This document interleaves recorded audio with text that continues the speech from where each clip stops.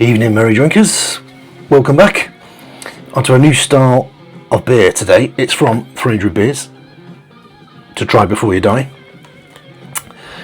And I wanted to do it as it's going to be a porter, which is a style of beer I really do enjoy. One of the classic ones from the book that we're going to be trying is a Sam Smith's Tandy Porter. And it felt relevant to do it this week as Herbert Smith, the owner of Sam Smith's, has sadly passed away in his 80s. Bit of a controversial character. We'll get more into him as we're enjoying the beer, but a big turning point for Sam Smith. It'll be interesting to see what's going to happen. I've not had a Taddy Porter before, but the porter, the actual style, this beer itself is a combined from two various nicknames, Taddy being the local shortened version of Tadcastle, where Sam Smith Brewery is based, and Porter, the origin of the name of the beer, actually come from the people who drank it. So way back, centuries old, into ye olde England, and really based in London. I know a lot of people associate dark beers with Ireland. We'll get to that when we maybe look into the origins of the stout in a few weeks' time. But Porter originated in London, and London in the 17th sort of century was slowly but surely a series of small villages, which still feels like that when you go around certain bits of London these days, were merging together to become the city itself. And one of the main bits, the most important bits for a city and its trade, is ferrying things around, or getting stuff moving. The hops, the grain, the fish, the meat, just general transportation. And a lot of that was done on foot. And the working class lads that got involved and did it were nicknamed porters. And they got a particular liking for a style of beer that they made it themselves. It was a combine of three parts, so they called it like a three threads, or three, made their point out for the three different versions. So the first bit was a tuppenny ale, largely became because I think it was twice as expensive as everything else. Also a bit of brown ale, and then also a third of old ale. So you get a combination of sort of a really expensive fresh beer, something that's quite current, and then something that's aged and has a lot of flavour to combine into there. So a bit like pints of mix, they'd come up with this original beer themselves, and enjoyed the combination, found it very refreshing, but also sort of nutritious, given their sort of physical day-to-day jobs. Now all three of those, the tuppenny ale, the brown ale and the old ale, were brewed by the massive country breweries out in Kent, Essex, and the London pubs and taverns where they were being drunk tended to have a very small they didn't have a lot of room to store and mature things. So the porter initially came out of those, combining the three into a pint glass and supping them back. Eventually, through the development of brown malt up in Hertfordshire, that got piped straight into London itself, and these smaller brew houses could go from 3 barrels to 1 and brew their own beer. So porter, should be brown, or maybe a very, very dark brown. And two very, very famous names from English brewing, made their fortunes on porter, in particularly Truman, but especially Whitbread. I think Whitbread at one stage in cisterns underneath the Barbican had nearly 4,000 barrels of porter just sat there ready to go. It's a style I love. It did dip off a long time. I mean, back 17th century, it was the only thing really getting drunk. When we touch on stout in the future, I know Guinness and Beamish just deft off everything else they were doing to brew porter and stout. That's how popular a beer style it became. This Taddy Porter, I've not had before. I'm hoping it's a classic of the style, knowing Sam Smith, who are a very, very traditional brewery. I'd imagine it definitely is. I think it was just £3 10p from Trembling Madness. It's 5%. It's in a 550ml bottle, so it should fit into a pint glass, fairly snugly. It says on the back it's brewed with well water from the original well at the old brewery, sunk in 1758. Yeah, Sam Smith been going a long time, still in family ownership. It's 85 feet underground, and they are fermented in stone Yorkshire squares to create a dry, full-flavoured dark ale that goes wonderfully well with all shellfish. Apparently, I know this is available internationally. I think for a while it was easier to get into the States than it was in the UK.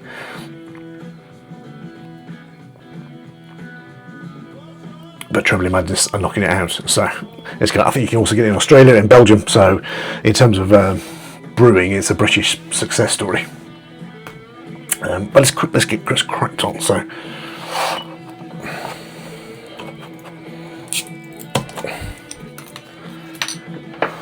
let's have a nice emblemised Sam Smith pint glass. Let's see how this pours out. Now, I know in those Yorkshire stone squares, it's very similar to the Union system that Thornbridge has just recently taken on, the Burton Union system. Mr. B's Home Brews and Beer Reviews has done a very, very good video on that.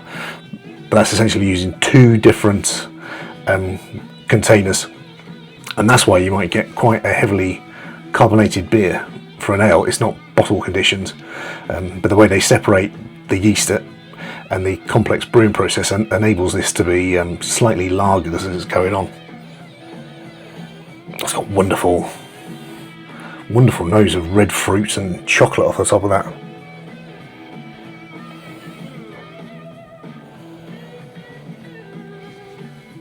I used to work behind a bar in a throughout my teenage years and early 20s when I was studying hard. It smells like a bar. It's sweet, it's got slight caramel. You can imagine your shoes sticking. But yeah, I'll just see if I can get a light in behind this, because it looks very, very dark to me. But hopefully, there we go. Little Knight Rider stripe coming through. That may, whilst it may look black, it's actually a very, very, very dark brown with some reddish tints into there.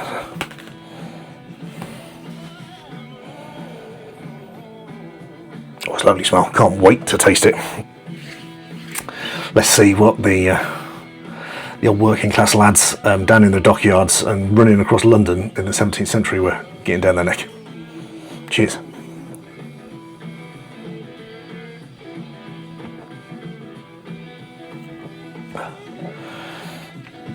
Yeah, that was super fizzy coming out of the bottle, but it's very light in the mouth, very, very drinkable, which I'd imagine was the attraction at the time.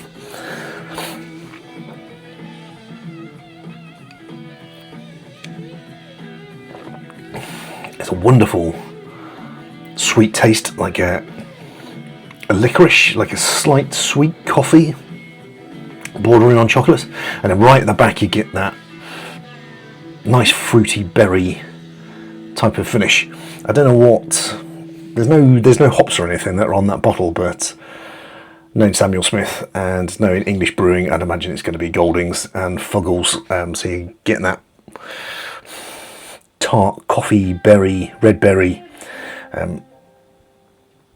slightly bitter finish. But this isn't bitter, it's very, very fine. It's the sweetness of the chocolate and the sweet coffee that's coming through.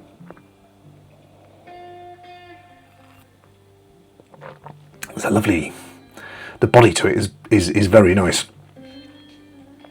If you're you tend to see a lot more stouts these days than you do porters. That's much thicker. It's a much harder drink.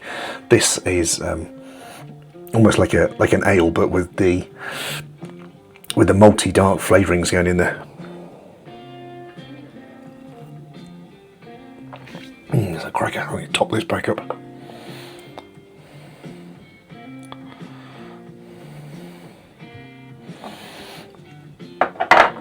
And as if I've not had it before, I'll get a picture for posterity and stick it down on Untapped.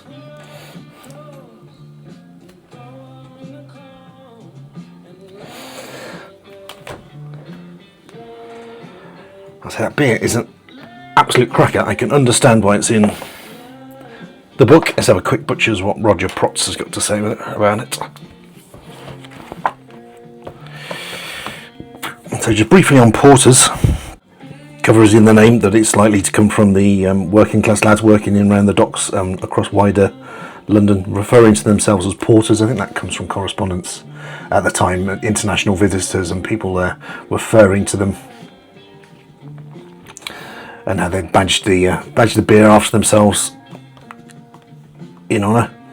It says it should be a very, very dark brown rather than black. And the traditions at the time where the strongest beer out of a brewery would likely to be a stout. The high gravity versions of a porter were dubbed a stout porter, and that has since been chopped down to just cover stout. The stouts are much more likely to be jet black, where a porter should always be a very dark brown. And then it became absolutely massive, and that porter brewed in London and Bristol was supplied to all parts of the UK, so the two sort of like major ports of the time. Then it drifts into a bit about stout, so into the Irish, but touches a little bit on Sam Smith. They have the Tandy Porter, which is 5%, the oatmeal stout also 5%, and then an imperial stout at 7%.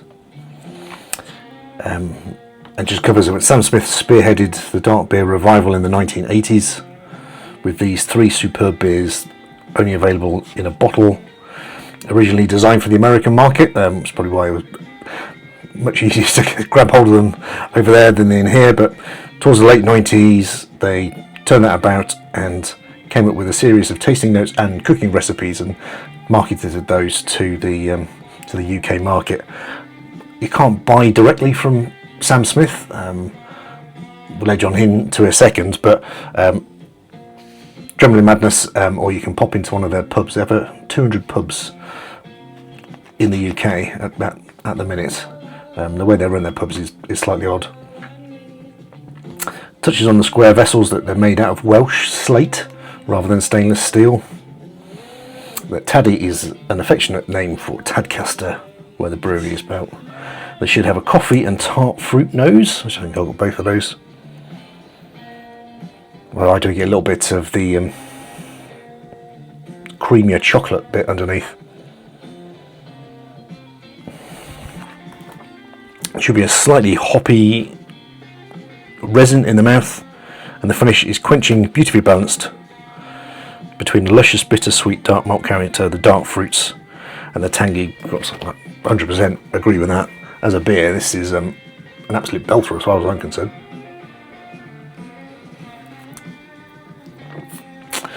It's a hot one in Christchurch today. The sun has been beating down. Done my best to keep the heat out of Shezdan, but it's definitely, I can feel the humidity building up now. It's England versus Mexico shortly, so I've not decided if I'm going to watch that or not. I think I'll just see if I fall asleep with the telly on or off. As a beer, well, I think it's going straight to the top of the charts. It's got all the, as I say, it's always a personal preference. A taste of a beer is always a personal preference. I'd say that for a style of porter, the way it's been made, the way it's keeping its head, the nose on it, the body, and the taste, absolutely superb version of the beer, and it's giving everything I want. It's nice and sweet. It's got a nice little low carbonation to it, keep you interested. There's a lovely bit of red berry bitterness, and it is, most importantly, incredibly quaffable.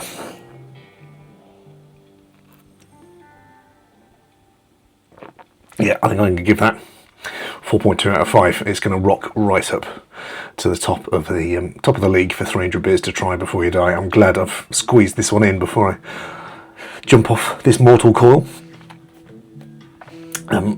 In a way, I think it's quite sad to lose Humphrey Smith. He was into his 80s. He's run Sam Smith for a good 40 years, and he's definitely run it in his own way. So I love Sam Smith pubs. The City of York in Holborn is one of my favourites. I've done a video on it for this, for the Hobby Traveller as a subscriber special.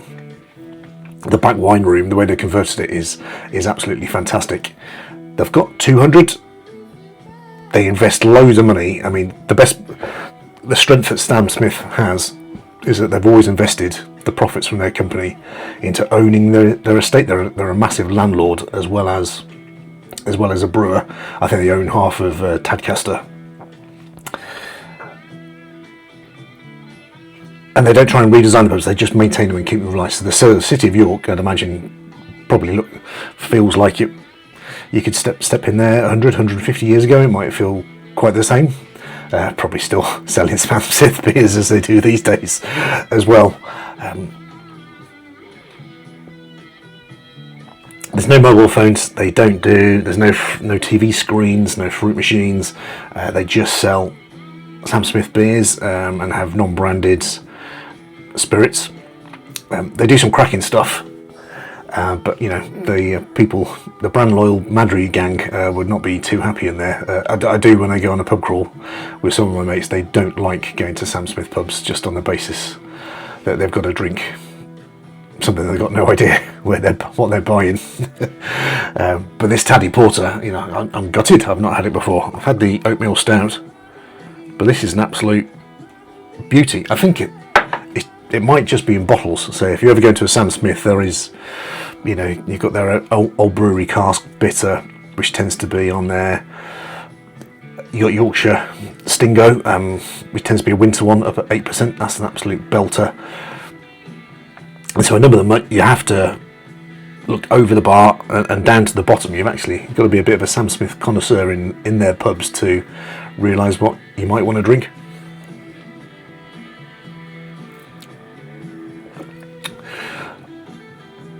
One of the slightly sore points about Humphrey Smith is that if he did have a habit of suddenly closing down pubs, putting landlords and managers, you know, his tenanted managers, out of work very quickly. I think there is a local pub to the brewery in Tadcaster that has been closed for a while and shows no sign of reopening.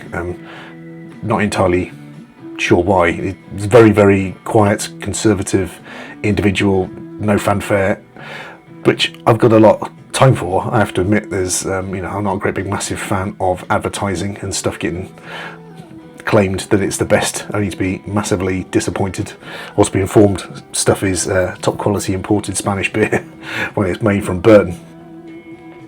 I can only say I love a Sam Smith pub, I love a Sam Smith beer. Be interesting to see what's going to happen in the upcoming months. I think he's got 2 children. He's got a daughter and a son. He's run it himself for 40 years. It'll be interesting to see if the daughter or the son picks up the reins and what they intend to do with it.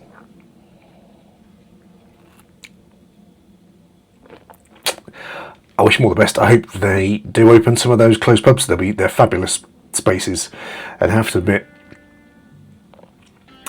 there's nothing wrong with having a bit of a digital detox every now and again. It doesn't need to be ruled with an iron fist, but sometimes it's nice to go to a pub and just have your mates pay attention to you and have a good old chat without having TVs or music blaring at you, or some sort of jukebox or arcade machine rattling away in the background. So, all the best to Sam Smith. I'm very much looking forward to the oatmeal stout I've got down in the fridge. Might see if I can do 2 videos back to back.